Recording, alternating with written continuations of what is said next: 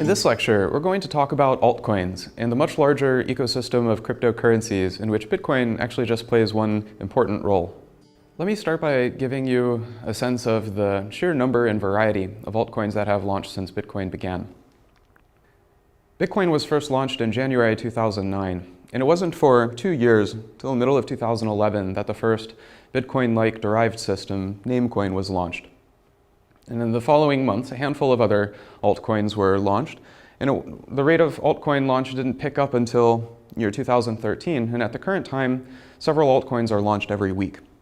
And we're going to focus on only a few of the oldest and most well-established altcoins and talk about them more. Now, there's between, say, 150 and 500 altcoins that have been launched in total. This varies depending on what you consider a launch of an altcoin. Some altcoins are simply launched, announced, and perhaps their code's released, but their genesis block hasn't been created yet. Some altcoins have been launched, but then died very quickly after their launch. And we'll talk a bit more about that in the future. Most altcoins share a lot in common with Bitcoin. They begin with a genesis block and their own alternate view of transaction history from their beginning.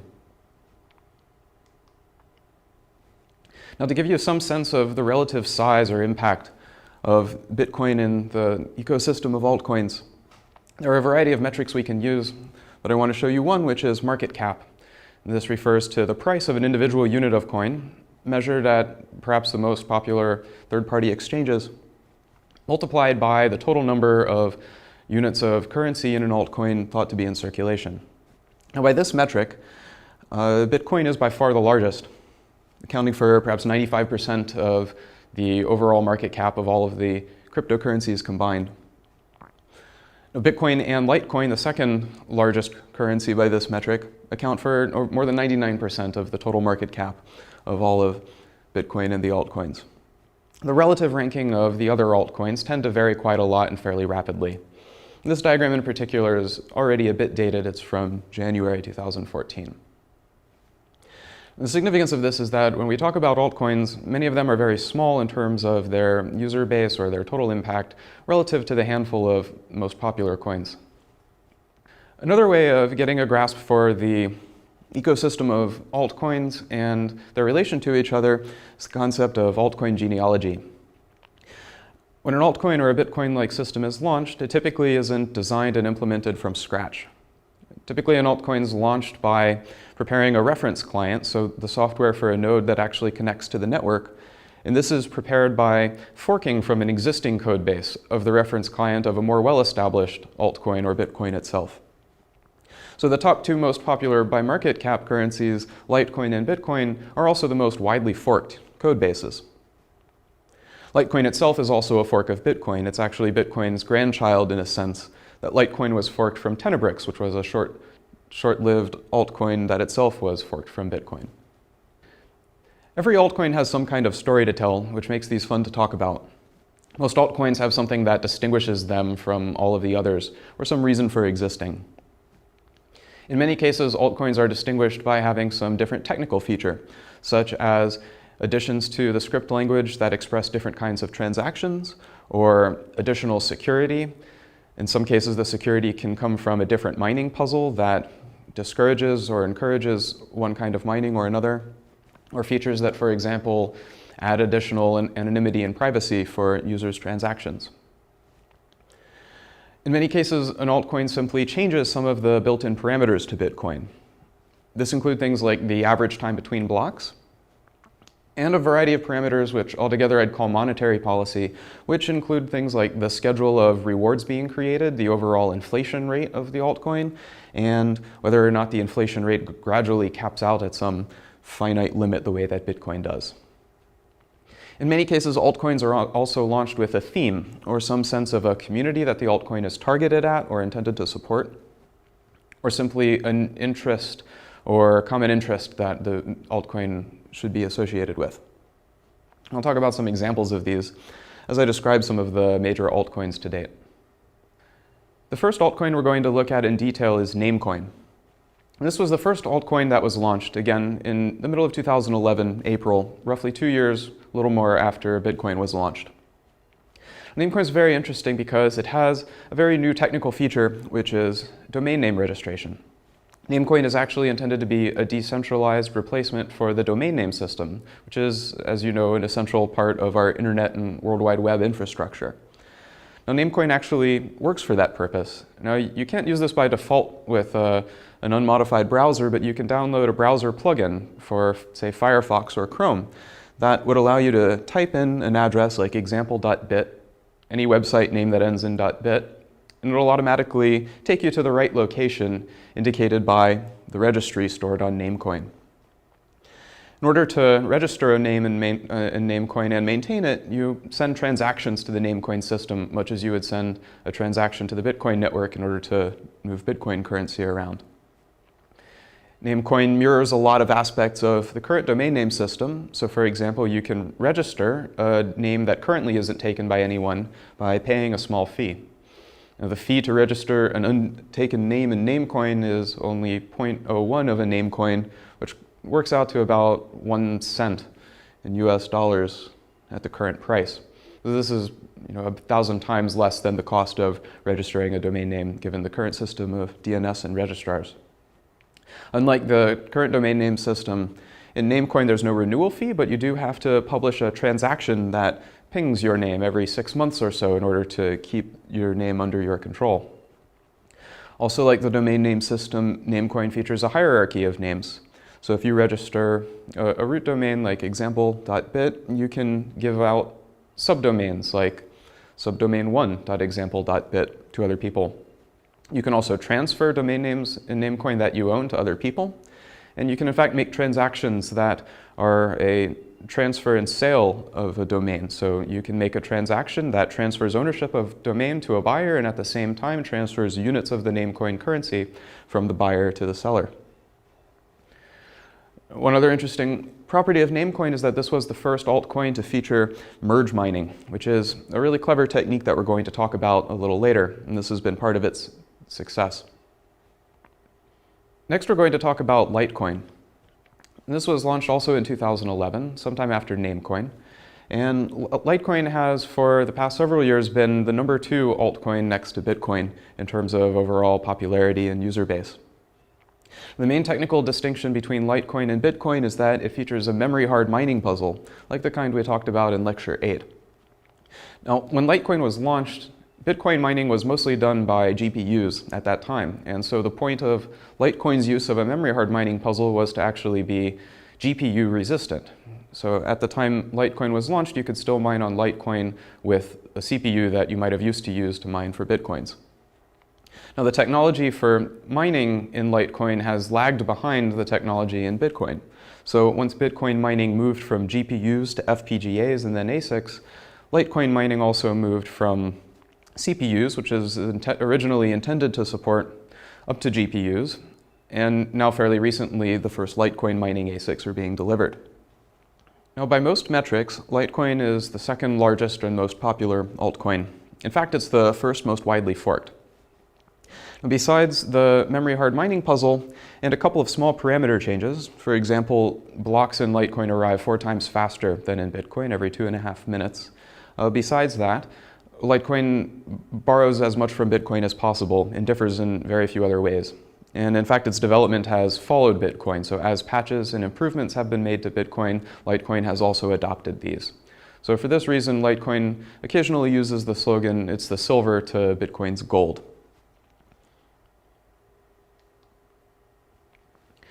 The next interesting altcoin to talk about is called Purecoin, sometimes called ppcoin. And this was launched a little bit later, towards the end of 2012. Purecoin is very interesting because it uses a very different mining puzzle. This is the first altcoin that featured a proof of stake, which, if you remember from Lecture 8, is a form of mining that doesn't actually involve any computational work. Instead, it involves mining by making transactions using coins that you're already holding, and the coins accumulate stake over time as long as they aren't being moved. Now, Purecoin actually is a little more complicated than that, and it uses a hybrid mining approach. This means that it is possible to mine Purecoin blocks by using proof of work. You can mine for Purecoins by using a SHA-2 mining rig, the same kind you would use in Bitcoin. However, the catch is that this only works for minting new currency. You can mine one of these blocks and get a Purecoin reward, but the proofs of work in a mining block aren't actually included in the calculation to determine what's the longest or the main pure coin blockchain. This means that proof of work mining is used to distribute coins, but it doesn't have any impact on the security. More proof of work miners that join the pure coin network don't add any security to it. It also means that an attacker who has a lot of SHA-2 mining equipment isn't able to have any advantage in launching an attack on pure coin. There's a third aspect of the hybrid mining strategy, which is somewhat controversial, which is that pure coin administrators have a trusted public key which they use to assign checkpoints of blessed blocks every so often. This is intended to act as a safeguard against attacks, but the controversy is that it leads to a simple argument that this isn't truly decentralized because it has a position of trust in this administrator's public key. Now, this checkpoint system isn't inherent to its design.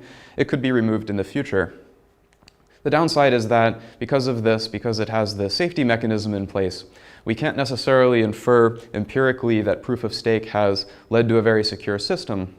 We don't know what would happen if this training wheel were removed. Next, we're going to talk about Dogecoin. This is a fun altcoin to talk about because it has a lot of fairly interesting and amusing differences to other altcoins that have come before it. Dogecoin is one of the newest altcoins. It's been launched less than a year ago at the end of 2013. Besides a few technical changes, the main thing Dogecoin has that distinguishes it is the founders of Dogecoin set the tone for a very clear community set of values that include things like tipping and generosity and not taking cryptocurrency so seriously. So while Bitcoin has an ethos of providing decentralized alternatives to centralized infrastructure to change the world, Dogecoin's culture begins with a notion of a sense of humor and having fun with cryptocurrency. So Dogecoin's had a bunch of interesting and successful marketing campaigns or public relations events. One of them is that they sponsored a NASCAR driver who participated in a race at Talladega. So there's a NASCAR car that's covered in the Dogecoin mascot, which is the internet meme of a Shiba Inu, and has Dogecoin logos over the car. Another interesting thing that the Dogecoin community did is they raised over $30,000 to support the Jamaica national bobsled team so that they could travel and compete in the 2014 Winter Olympics. This is especially funny because it almost exactly mirrors the plot to the 90s movie Cool Runnings. All right, and because of these interesting things, Dogecoin has become very popular throughout its short time since launch. One of the interesting technical differences Dogecoin has, or it had, is a notion of random block rewards. The idea is that rather than having a fixed block reward, or a reward that's predictable and changes over time, each block bonus in Dogecoin should be random. Now, the way that this was implemented has a flaw. The way that it's implemented is that the bonus given to the miner for each block depends on a pseudo-random function of the hash of the previous block. Now, the problem here is that miners of a Dogecoin block, before they're mining or while they're mining on a block, know in advance the reward that they would get if they happen to find a correct puzzle solution. And this means that if you know that the next Dogecoin block is going to have a very low value, you have an incentive to switch to mining on some other altcoin instead, which has a more predictable or ordinary value. Once this problem with the random block reward system was understood, the feature was eventually removed, really only a few months after it was launched. Another technical distinction of Dogecoin is that the rate of average block rewards decreases in half at a much higher rate than that of Bitcoin. So remember that in Bitcoin, the block reward is scheduled to decrease by half periodically over time. Originally, Bitcoin blocks were worth 50 Bitcoins each. Now they're worth 25 coins each. This switched to cut in half at some point a year ago, and the next halving event won't occur for a couple more years still. In Dogecoin, the reward rate is cut in half roughly every 2 months.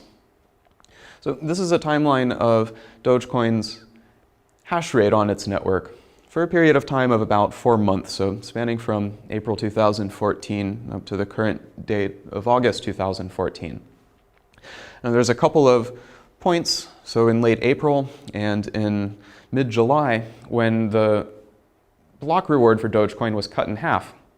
And what happened is, When it was cut in half, each of these times, the hash rate contributed to the network diminished quite substantially from either an amount of about 30% to 50% of its decline. Now from this first halving event on this timeline, once the hash rate dropped, it eventually picked up again and reached a peak around where it was previously, and just in time for the next halving event, after which it reduced by half. Now, in comparison, over the same window, the hash rate in Bitcoin has essentially steadily increased at a slow exponential rate, while Dogecoin's hash rate has gone up and down. This indicates that the effect of having a much faster halving time has a significant impact on the contributed hash power of an altcoin.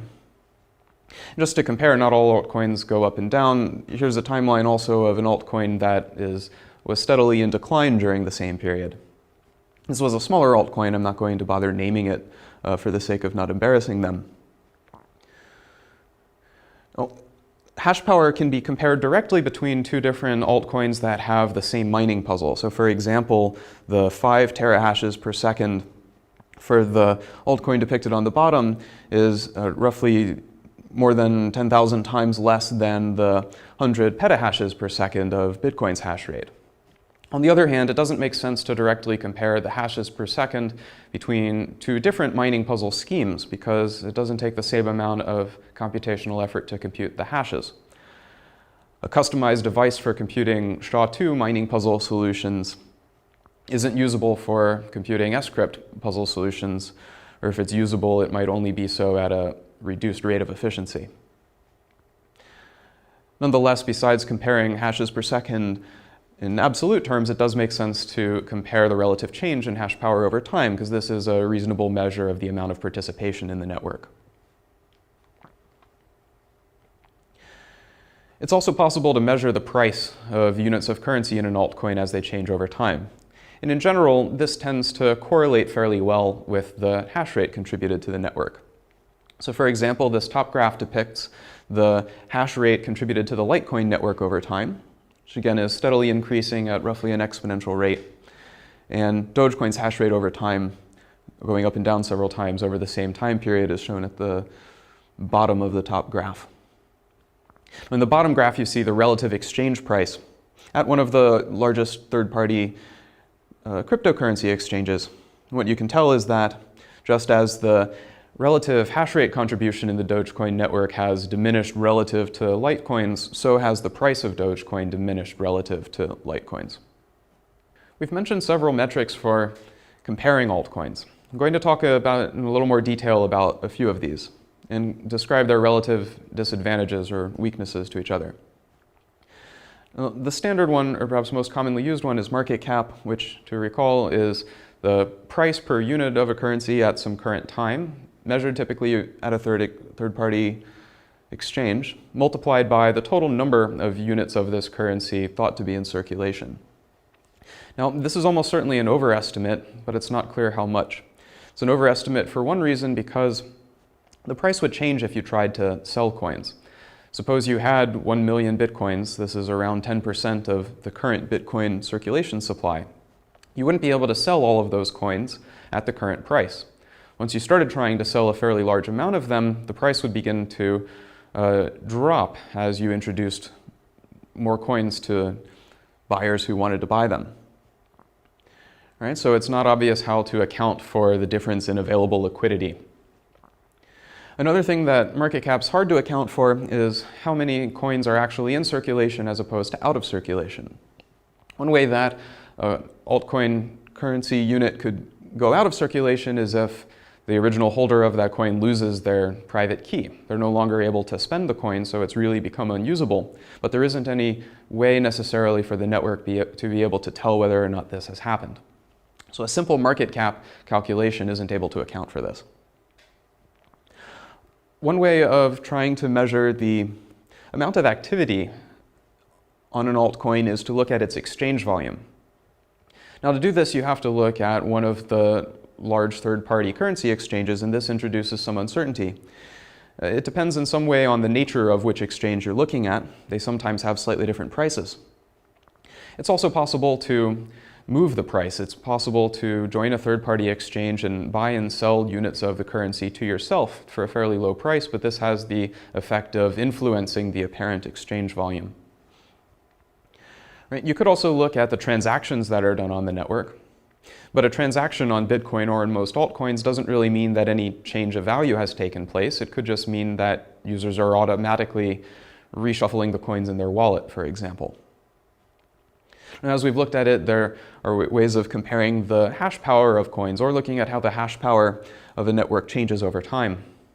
This is especially useful for comparing networks with similar mining puzzles, and it's difficult to compare in absolute terms puzzles with networks with different puzzles. Now, another more direct metric that you might want to use is some measure of merchant support or commerce being done. How many users are actually using their currency in an altcoin to do things like buy products or exchange them for other things of value and so on. And this is very difficult to measure because it would rely quite heavily on some way of aggregating all of this information from merchants. You would perhaps need the support from some of the large merchant tools or payment processors that handle both altcoins and bitcoins. And in general, large exchanges and payment processors are hesitant to accept new altcoins into their system, and they only do so once an altcoin has already reached some level of status and it's perceived as being taken seriously. So far we've talked about just a small handful of altcoins. There are many more we could talk about and tell their stories as well. But we're going to move on for now, and we'll talk about a couple more altcoins as they come up.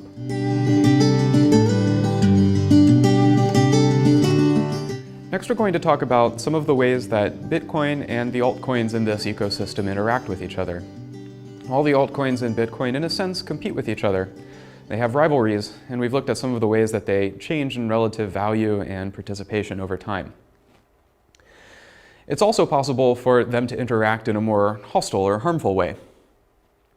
So for example, given the way that the proof-of-work mining system works, it's possible if you have a lot of mining power to conduct various forms of attacks on Bitcoin or on an altcoin using this mining power. Now, in particular, this means that if there's a very large entity on a large network such as Bitcoin, for example, a powerful single miner or a large mining pool, this mining entity would have a very large power relative to the participation of a very small coin that uses the same proof-of-work puzzle. This means that a large miner on a Bitcoin network could fairly easily attack any small altcoin if it wanted to. Now, attacks like this have actually happened before in practice. There's a well-known story of an altcoin called Altcoin, which was quite small during the time of 2012. And one of the large mining pools, Elijah's in Bitcoin, decided that Altcoin was a scam and an affront to the cryptocurrency ecosystem and a very bad idea. And so the director of this Elijah's pool pointed his mining resources at Altcoin and launched an attack. This attack involved mining a lot of blocks that reversed days worth of transaction history in Altcoin, reversing the user's transactions, and as well as mining a long chain that had empty blocks containing no transactions at all, effectively making a denial of service attack. Altcoin users weren't able to make any transactions during that time. After a fairly short time of this siege, all of the users of Altcoin had left and moved on, and the altcoin doesn't exist anymore as such.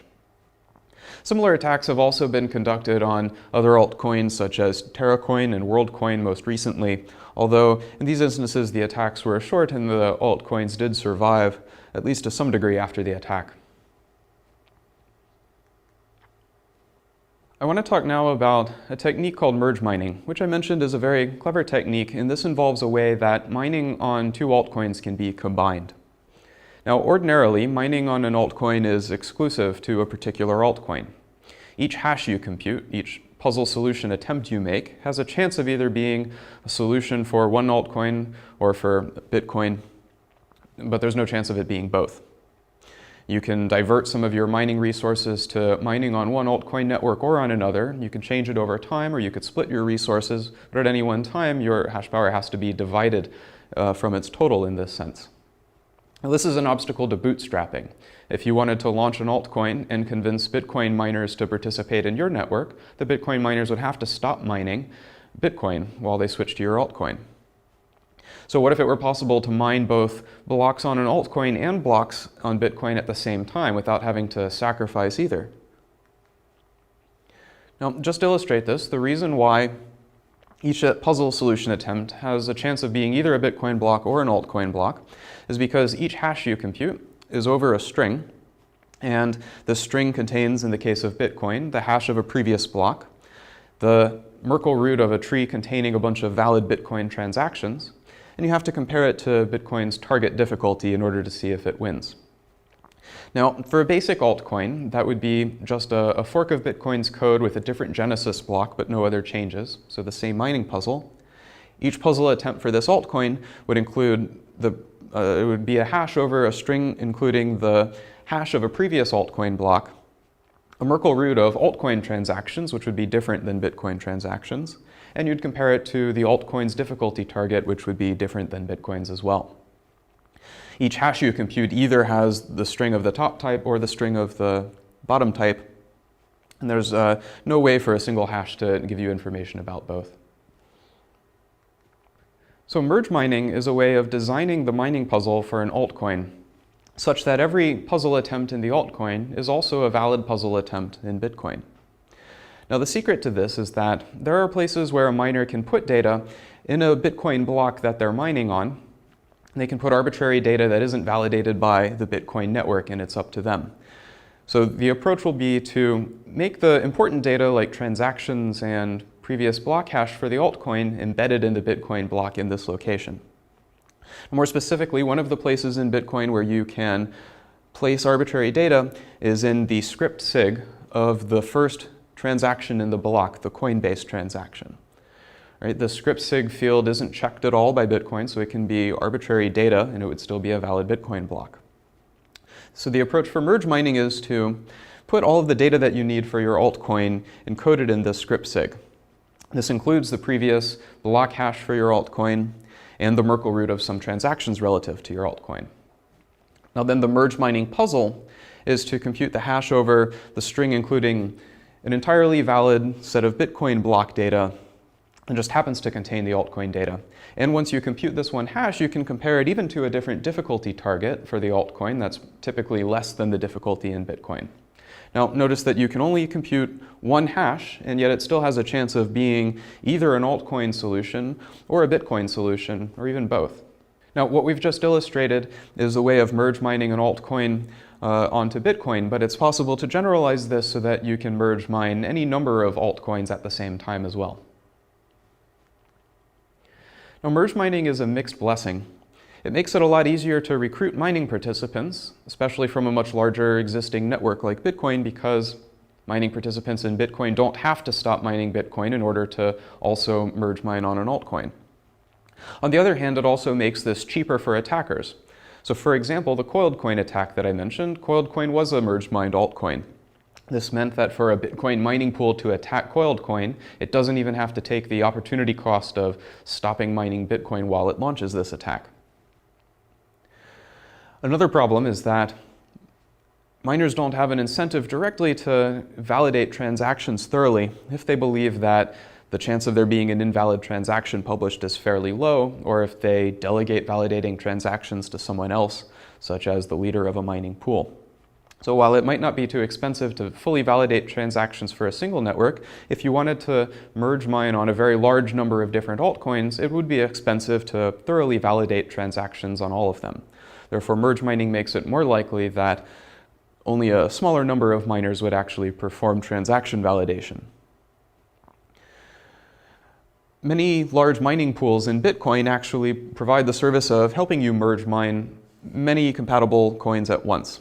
So for example, the largest Bitcoin mining pool, ghash.io or gigahash.io, allows you to simultaneously mine on Bitcoin, Namecoin, IXcoin, and Devcoin. So these become the most popular Bitcoin-compatible merge-mined altcoins. Next, we're going to talk about a way that transactions in two unrelated altcoin blockchains can actually be related and interdependent to each other. In general, a transaction on one altcoin is entirely independent of and has no way of referring to a transaction that happens on some other altcoin's transaction history. However, there is a way to do something to this effect using a technique that we've discussed previously. Now, the motivation here is suppose that Alice has 1 Bitcoin and Bob has 1 Litecoin, and they would like to trade with each other. This means that Alice could make a transaction on the Bitcoin network that transfers her Bitcoin to Bob. Bob can make a transaction on the Litecoin network that transfers his Litecoin to Alice. But they have a problem if they don't trust each other. Which one of them is going to go first? If Alice sends her Bitcoin to Bob, Bob might not make a Litecoin transaction and Alice would never get the Litecoin. Bob would end up with both of them. What you would like is for an atomic transaction property where either both transactions, the Litecoin transaction and the Bitcoin transaction, both complete or neither of them do. Now, the way that this technique is going to work is going to involve a couple of different steps. In the first step, Alice is going to generate a secret key, x. She's also going to compute the hash of x, and we'll call that hash value h. Alice is going to start by creating a pair of transactions. The first one is a deposit. It's a Bitcoin transaction that deposits her Bitcoin such that the Bitcoin can be spent in one of 2 ways. One of the ways is for Bob to take it. This way is colored in green on this slide. It only requires Bob's signature, but it also has to involve publishing the secret value x, such that the transaction can check that indeed the hash of x is actually h. All right, this is the way of claiming the Bitcoin that'll happen if the protocol completes. Now, the other way of claiming Alice's Bitcoin requires a signature from both Alice and Bob. Now, Alice generates this deposit transaction, but she doesn't publish it yet. First, she generates another transaction, refund, which refers to deposit, and it contains both Alice and Bob's signature, and it is time-locked to a time in the future, which we'll call t+2. Now, once she gets Bob's signature on this refund transaction, she can publish the deposit transaction. Now, the important conditions here are that if Bob is able to learn the secret value x before time t+2, then he's able to take Alice's Bitcoin. This is what happens when the protocol completes normally. On the other hand, if Alice never reveals her secret x, then she knows that she will be able to reclaim her refund at time t+2. Now, the second step involves Bob also creating a similar pair of transactions. Bob's going to create a deposit B transaction, which contains his Litecoin, and his Litecoin can be spent in one of 2 ways. Again, one way is in the ordinary course of the protocol, requires only Alice's signature, so it will transfer the coin to Alice, but it requires Alice to publish and reveal her secret string x, which again is checked to the hash value h. Now, Bob creates the deposit transaction, but doesn't publish it immediately. First, he creates his refund transaction. He has to collect his own signature and Alice's signature as well. And this transaction is time-locked to a time t+1. And this means that this transaction, signed by Alice, but it isn't valid until sometime after t+1. Once Bob has Alice's signature on this time-locked transaction, he's free to publish the deposit B transaction. Now, the important qualities here are that if Bob is able to learn the secret value x, because Alice reveals it, before time t+1, then Alice is going to be able to take the Litecoin from this transaction. This is how the protocol completes normally. On the other hand, if Alice never revealed x, then Bob can claim his refund at time t+1. So putting this together, after all of the deposit transactions are published, Alice reveals x, and she creates a transaction that takes the Litecoin from Bob, but to do so she has to reveal x. So when Bob learns x, he can create the transaction that takes Alice's Bitcoin. Now the transaction's completed. Now, the important logic about why this is secure is that if Alice doesn't reveal x, then Bob gets to take his refund at time t+1. If Alice takes Bob's Litecoin, then the only way she can do that is if she does reveal x before time t+1.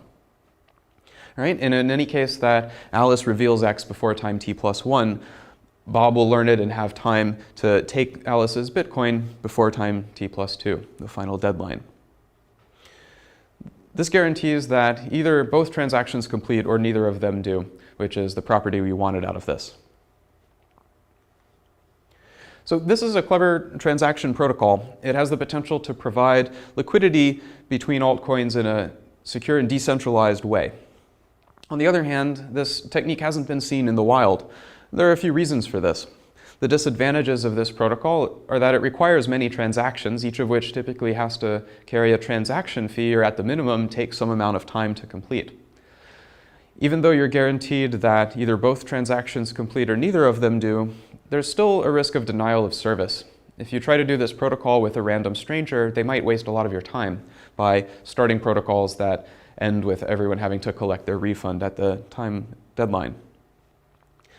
Because of these disadvantages, almost all exchanges between altcoins are done using large centralized third-party exchanges or ad hoc transactions like local Bitcoin exchanges.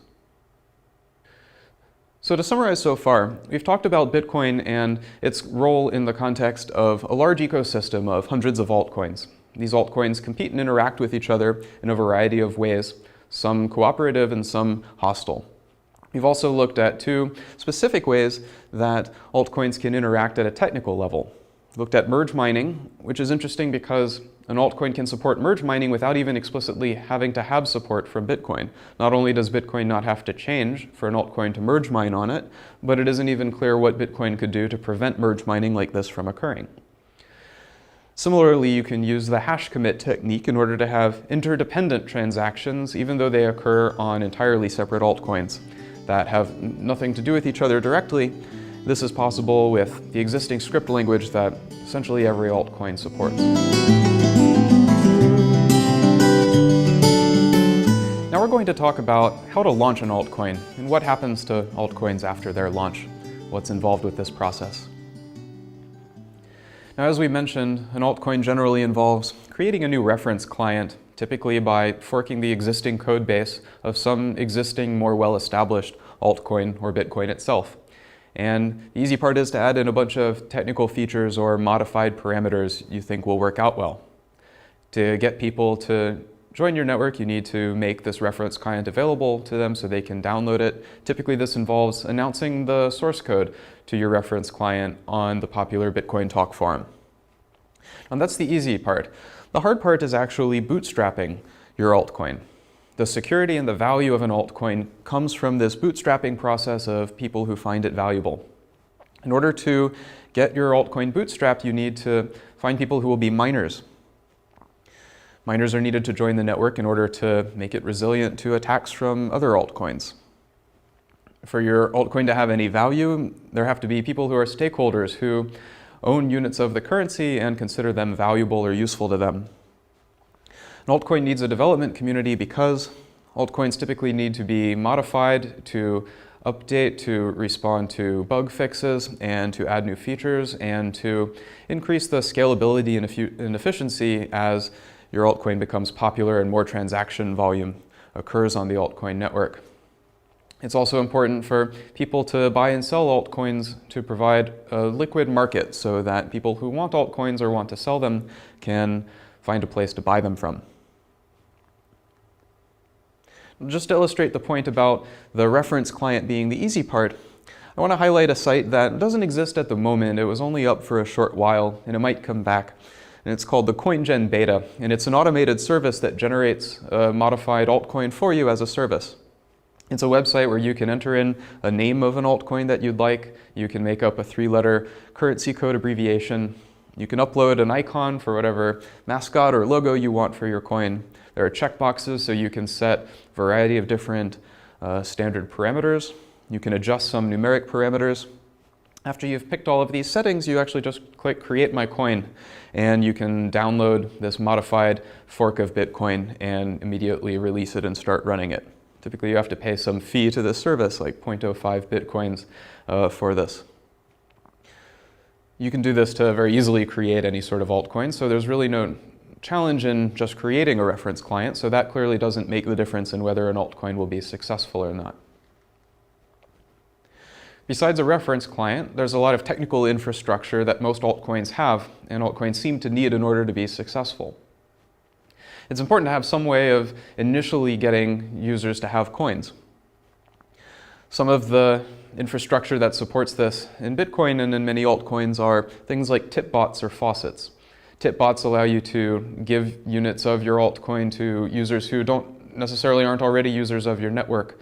You can deposit some of your altcoin in a tip bot and it will send this person a message telling them how many altcoins they have available and how to download the reference client and claim it. This is a way of introducing new users to the system. Another thing is a faucet, like the Bitcoin faucet, that will give out small amounts of your altcoin units to anyone who shows up at a website, maybe enters an email address. Almost all altcoins have some kind of distinctive marketing or branding that makes them memorable and easy to recognize. This includes logos or a more comprehensive theme. Other infrastructure that's needed are exchanges or automated ways of exchanging Bitcoins or altcoins for other kinds of currency or altcoins, or exchanging altcoins for products or services from merchants. Now, there are a lot of existing exchanges and payment processors that already support many altcoins, so this is often a matter of just convincing them to include your new altcoin in their list of supported cryptocurrencies. Besides the reference client, there are a lot of developer and diagnostic tools, such as testing suites or an entire testing network version of your altcoin that people can experiment with, and things like a block explorer that allow people to look at the transactions and the blocks as they arrive. Most altcoins now have some kind of steering foundation, usually by the organizers or launchers of the altcoin in the first place. Now, Bitcoin's founder, the pseudonymous Satoshi Nakamoto, just released the source code for the reference client and basically disappeared after that. There's now a Bitcoin Foundation that does provide some of the function of encouraging development and lobbying, but it's in no way an official organization. Many altcoins, it's actually the founders of the altcoin and the people who launch it who continue to maintain the altcoin after its launch and form some kind of organization to do that.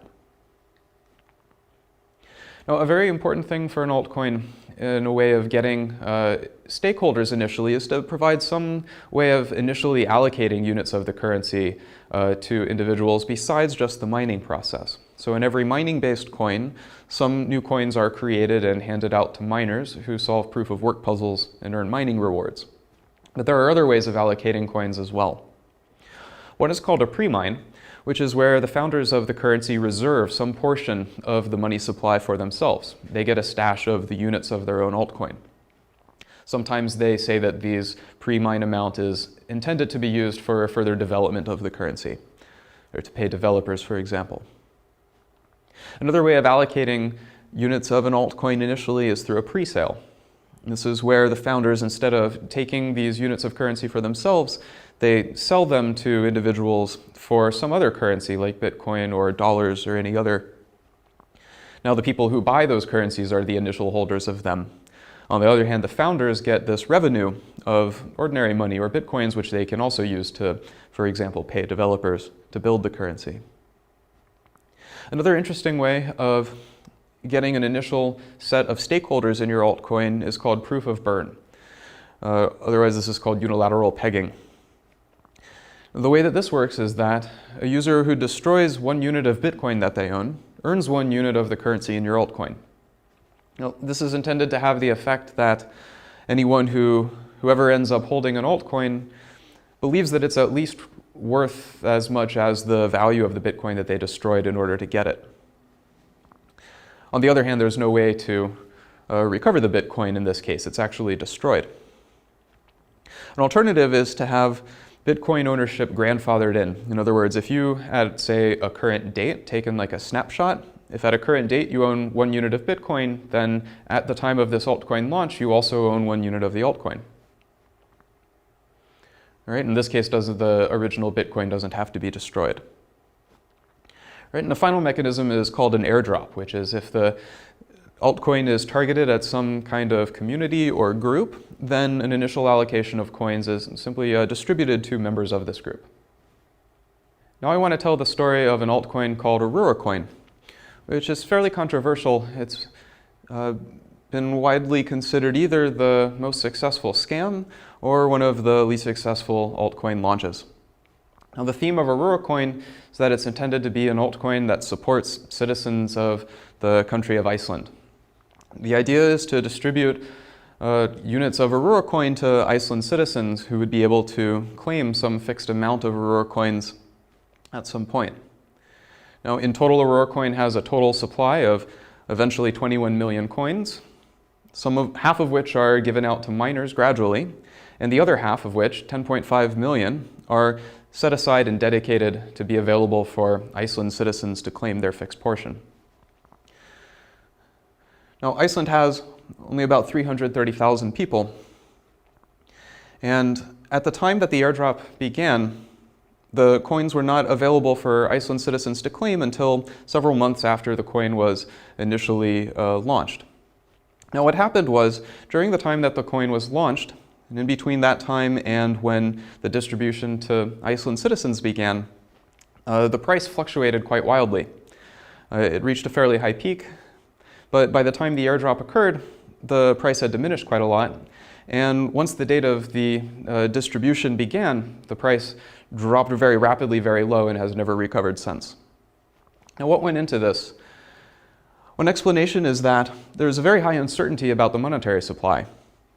At the time that the airdrop began, only a very small amount of the currency had been distributed to miners as rewards, and it was very uncertain exactly how many Iceland citizens would actually go through the effort of claiming their Aurora coins. This meant that the relative portion of the monetary supply that any miner would hold would either completely change or not change at all, depending on how many citizens actually claimed the coin.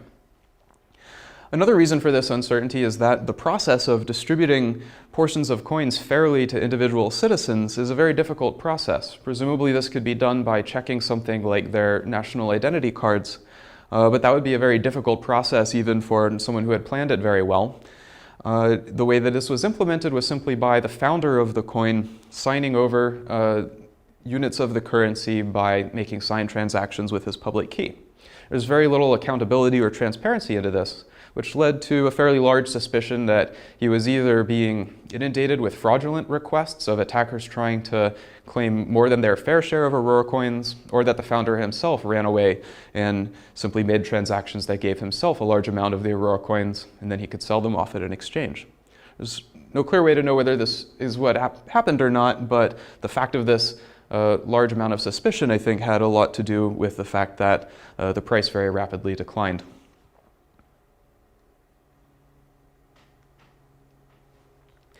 Many altcoins are criticized as being pump and dump schemes. This is a phrase that refers to something that happens in small value ordinary company stocks all the time, and it also happens in altcoins. To conduct a pump and dump, you have to pick an altcoin that you're going to use as your target. This could be an altcoin that's about to launch, or it can be an existing low value altcoin that doesn't have a lot of participation and doesn't have a very high value. Now, while the price is so low and while the value is so low, it's easy for an attacker to acquire a large number of these altcoins. Now, after that, or around the same time, the attacker would launch a targeted marketing campaign to convince the public that the reason for this acquisition of coins was because a lot of people are interested in the coin. The coin has a lot of grassroots support, or it even has some big important technical merit that explains why it would become popular so rapidly. And at the peak of this excitement, as more people in the public try to buy this coin, the attacker would then sell all of his coins once the price has risen high enough. All right, now once the marketing campaign ends because the attacker has left and people realize that there weren't actually a very large following of grassroots support, or the technical merits were overstated, the altcoin's price drops and eventually declines and users move away. This is profitable for the attacker, but it wastes a lot of cryptocurrency enthusiasts' valuable money. Now, there are many arguments against altcoins that essentially say altcoins are a bad idea and harmful to the overall cryptocurrency ecosystem. One of these arguments is that since altcoins rely on mining power for their security, having a large number of competing altcoins with total mining power divided among them means that any one of those altcoins is relatively weaker against attacks than they would be if, for example, they were all consolidated. A related problem is that there's a dilution of scarcity. One of the reasons why Bitcoin is valuable is because it's perceived as having a fixed, limited supply of these 21 million coins. And even if that's true, if it's very easy to create so many other altcoins that also have their own value, then in a sense it dilutes the scarcity of cryptocurrencies as a whole. Right? And another argument is that altcoins are very easy targets for these pump and dump schemes, and potentially of all the hundreds of altcoins, most of them can only be used as pump and dump schemes or only attract that kind of participation. On the other hand, there are a lot of compelling arguments for altcoins as well that basically say that altcoins are an essential part of the cryptocurrency ecosystem. For example, you could say that competition between altcoins leads to better systems overall. The best altcoin that has the most technical quality and the best features will eventually be the one that's most successful and has the most value. A reason to use an altcoin rather than simply trying to build new features into Bitcoin or build up Bitcoin are that the Bitcoin community is somewhat risk averse to adopting new features. If you have a new feature you want to try out, it's a lot easier to simply implement it in an altcoin and see how it fares than to try to convince the Bitcoin community to accept this as a change before it's been tested.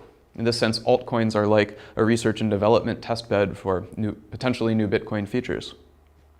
Another good thing about having a diverse variety of different altcoins with different technical composition is that if there's some uncertain event, like a catastrophic failure of one altcoin, it might not affect all of the other altcoins that have different makeup. This means that if one altcoin is taken out, the world of cryptocurrencies can still continue. Another interesting point is that having multiple altcoins has the potential to be a safeguard against the concentration of wealth occurring in any one particular place. The ability to launch new altcoins creates the option of something like a jubilee, which is a biblical kind of event where establishment of wealth is reset and debts are canceled or something like that. The ability to launch a new altcoin has the ability to start over again and measure wealth in a new way based on currencies of a new altcoin. This could happen, for example, if it was decided that someone unscrupulous eventually accumulated all of the bitcoins or too many of the bitcoins. It's always possible to simply create a new altcoin and start over again from scratch.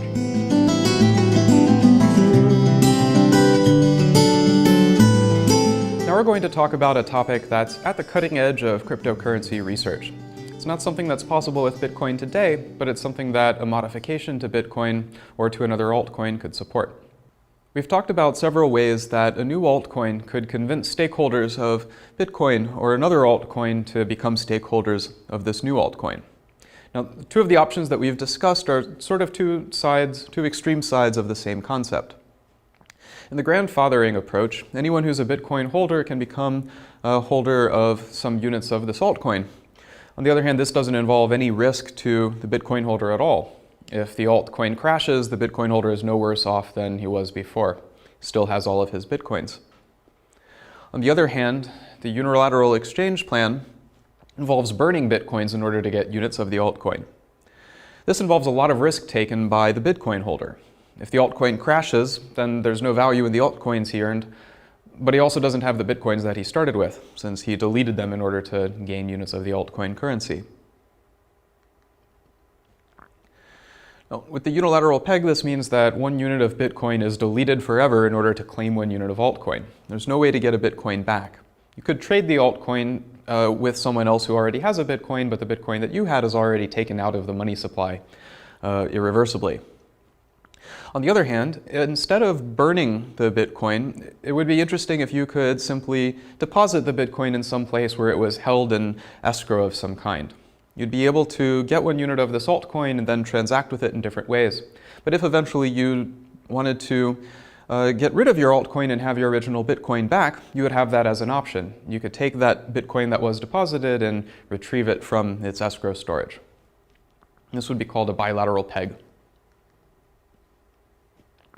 Now, ordinarily, 1 Bitcoin transaction can't refer to events that are happening in another altcoin blockchain. But a possible change would be to extend Bitcoin's transaction script language so that you could have all of the rules of an altcoin, including validating all of the transactions and checking the altcoin's proofs of work, actually encoded in the script of a Bitcoin transaction.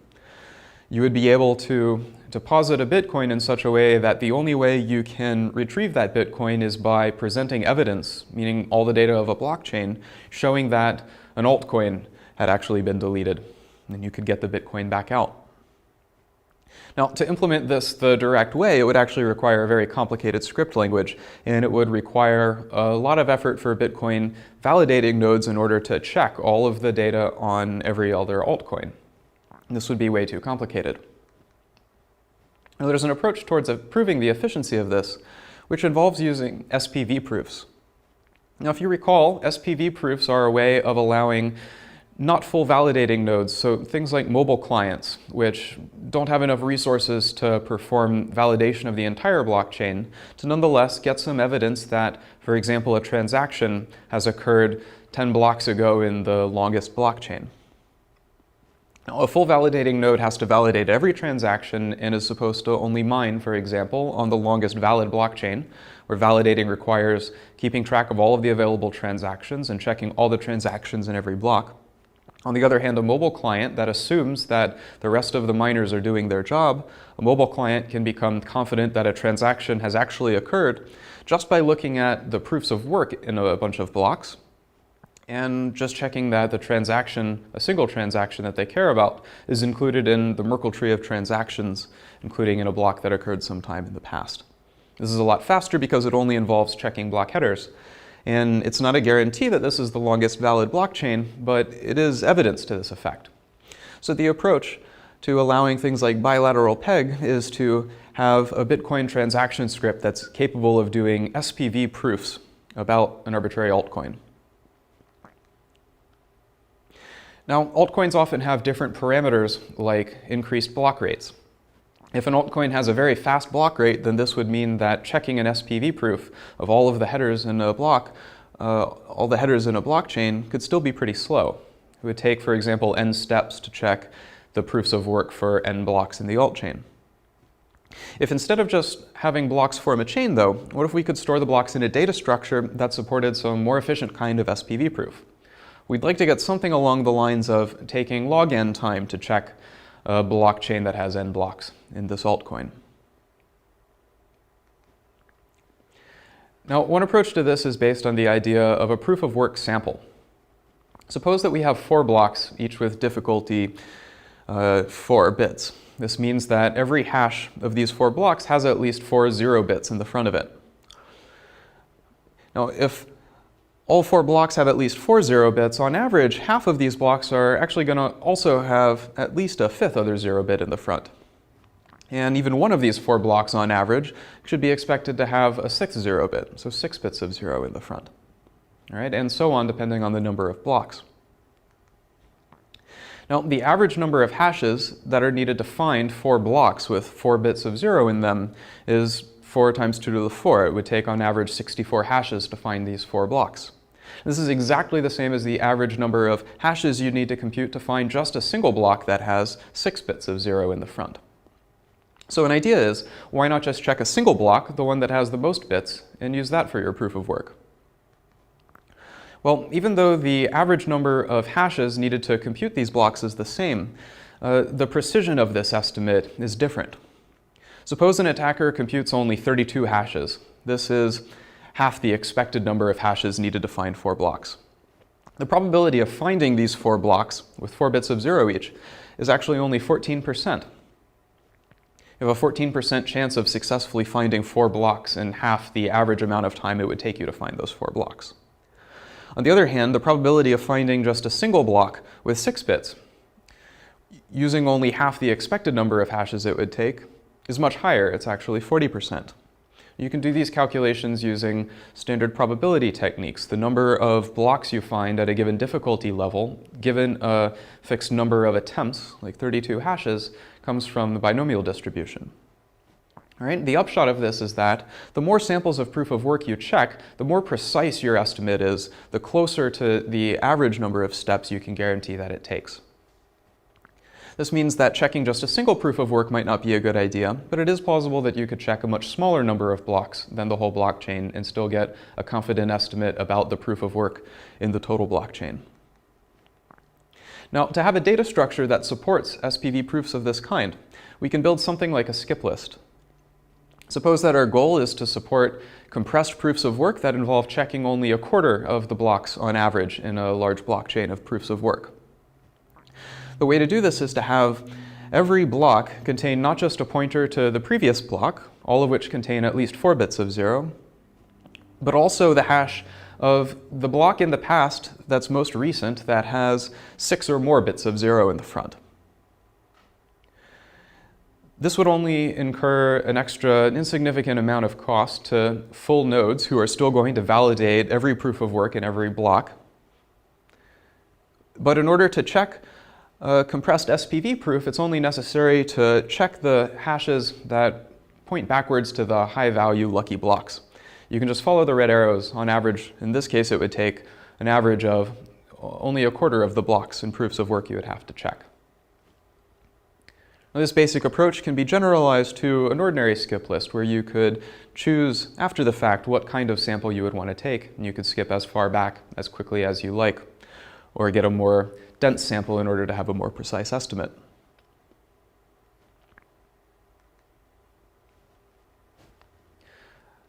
Let me conclude by talking a bit about sidechains and the potential that this holds. With a suitable modification to Bitcoin or an altcoin, you would have the potential to have other altcoins that hold units of other altcoins in reserve. Right? This could be used to smoothen out the risk of launching a new altcoin. You don't necessarily have to allow altcoins to be redeemed back to Bitcoin at the same rate. You could, for example, be guaranteed that if you spend a Bitcoin to get 1 unit of altcoin currency, you can either keep that altcoin, hopefully it rises in value, or you might be guaranteed that you can reclaim it if you want for at least, say, half, like 0.5 Bitcoins of the value that you initially deposited. This could be a way of having a safeguard against losing all the value in an altcoin if the altcoin crashes shortly after its launch. All right, now this isn't possible today, and it would require some changes to Bitcoin in order to support this. For an altcoin to support this, doesn't preclude any of the other options that we've talked about as well. The altcoin could either be merge mined with one of the coins that it uses as backing reserve, or it could avoid merge mining by having a completely different incompatible mining puzzle. So to wrap up this lecture, we've talked about how Bitcoin is an important part of a much larger ecosystem of cryptocurrencies and altcoins. They compete and interact in various ways, some cooperative, some harmful. There are also a lot of ways that they can technically interact with each other through techniques such as merge mining and hash-linked transactions that are interdependent between different blockchains. And it's also possible that in the future there will be more technical ways that transactions in one blockchain can explicitly refer to transactions in another blockchain. There remain several open questions that we aren't able to decisively answer at this time. Are altcoins going to consolidate or stay consolidated where there are a few vastly largest altcoins or one largest altcoin? Or will they diversify further so that there are a plurality of equally popular and valuable altcoins? Is Bitcoin eventually going to be overtaken by some other altcoin, like one of the ones that's been launched recently? Also, is it a good idea to even encourage interaction between Bitcoins? Or should interaction like this be discouraged, for example, by using incompatible mining puzzles rather than merge mining? We can't answer these questions right now, but we've talked about all of the concepts you need to understand and appreciate the importance of this question. In the next lecture, we're going to wrap up this lecture series by talking about the future of Bitcoin.